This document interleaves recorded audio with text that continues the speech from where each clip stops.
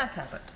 Thank you very much, Madam Deputy Speaker. I'll be speaking to a number of the new clauses at the moment, but if I may, I'll just set a tiny bit of context about why this bill is so important for my town. Because at the heart of Ipswich's community, neighbours who support each other, small businesses service and a town centre that is seeing real shoots of recovery. But it's no doubt that when I was very proudly elected as the MP for Ipswich, we were arguably at our lowest ebb for generations. And regenerating our town isn't just about economics, it's about rebuilding our community. And that, Madam Deputy Speaker, is exactly what this bill helps deliver. And I welcome the government's new clauses and amendments being debated today, which strengthen it further. I think it's been generally considered this has been a pretty much good conversation and debate today, cross-party. I would just gently say probably to the Shadow Minister who did try and claim credit for a number of these changes today. I don't think the argument that if only we'd had 15 years rather than 14 years will really wash with many of the people watching. The challenges that we've spoken about today didn't happen overnight. They were years in the making. So whilst I really appreciate the conversation today, I think we also have to acknowledge the years of suffering that many of our residents and our businesses, our emergency services, which I'll come on to in a moment, have faced. But Madam Deputy Speaker, with those years behind us, can I welcome the amendments brought forward today, which introduces important provisions to help turn that tide. This bill gives the police power they need to tackle mobile phone thefts and recover stolen goods. And as been mentioned already, we are scrapping the £200 shoplifting threshold, which has disproportionately hit small and independent businesses in my town and across the country. It also introduces tough new respect orders to tackle the very worst antisocial behaviour offenders so that our town centre is no longer blighted by the same offenders again and again and again.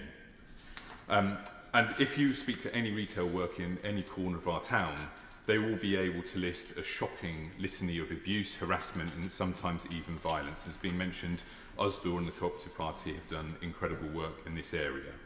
But to be clear, this is not part of the job, and that is why this bill creates a specific offence of assaulting a shop worker. But linked to this, new clause 52 introduced today will also have a new offence for trespassing with intent to commit a criminal offence. It will give police the necessary powers to act whenever an individual enters a premises with the intention to commit a serious criminal act, be that burglary, theft, assault or criminal damage. And Madam Deputy Speaker, for businesses in towns like Ipswich, this matters hugely. I regularly speak with local shop owners, small business owners and retail workers who are proud to serve their communities, but who have seen firsthand the impact of rising theft, vandalism, break-ins and antisocial behaviour on our high streets. And new clause 52 gives our police a tool to intervene early, before harm is done and when there is clear intent to commit a crime. And the amendments today also extend this protection to those who protect us. And that's why I strongly support new clauses 60, 61 and 62, which strengthen the law to ensure emergency workers are properly protected from the threats, intimidation and abuse they all too often face while simply doing their jobs to serve the public. For too many of our frontline police officers, paramedics, NHS staff and firefighters, they have faced unacceptable abuse. And I'll be frank, I think that it is utterly disgusting that those who are serving our communities and our country, who keep us safe, sometimes with great sacrifice and selflessness, are all too often suffering from such unacceptable behaviour. And I'm sure everyone in this chamber has heard awful stories of emergency workers who have endured abuse on account of their race and religion. And these new clauses make clear about the consequences for an individual if they engage in such bigotry. Like I said earlier, we should never accept this as simply part of the job. And these new measures ensure that when people threaten or insult those emergency workers, there are clear criminal consequences. And I say directly to those frontline workers, this House stands with you. You deserve not just our gratitude, but our full support. You protect us, so we will protect you.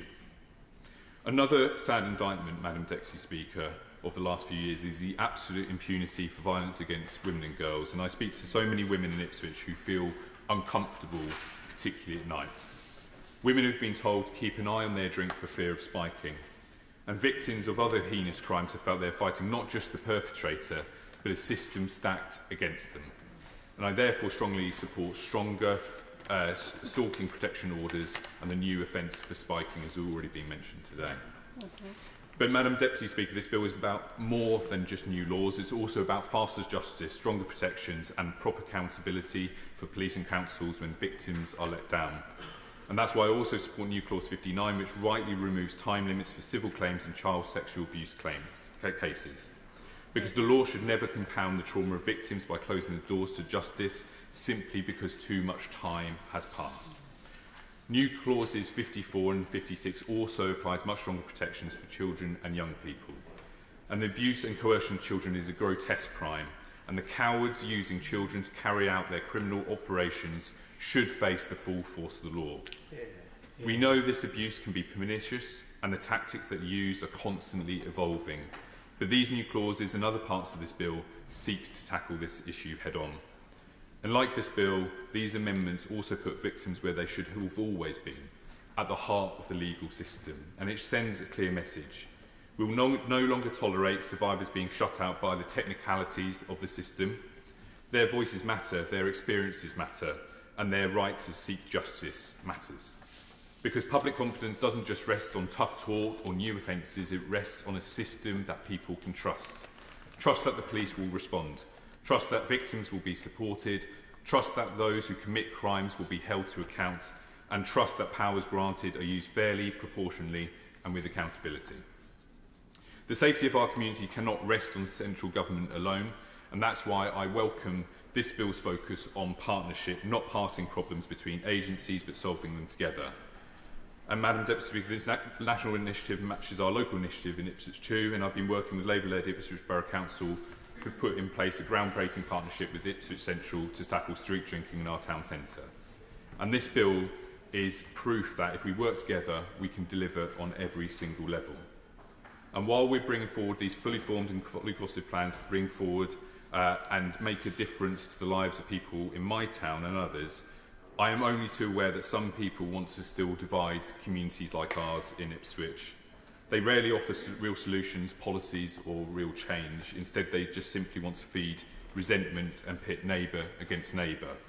And I know that we are stronger when we stand together, not divided by fear, not set against one another, but united in our determination to make our town and our country safer, fairer and more secure for everyone. And that is exactly what this bill will give us.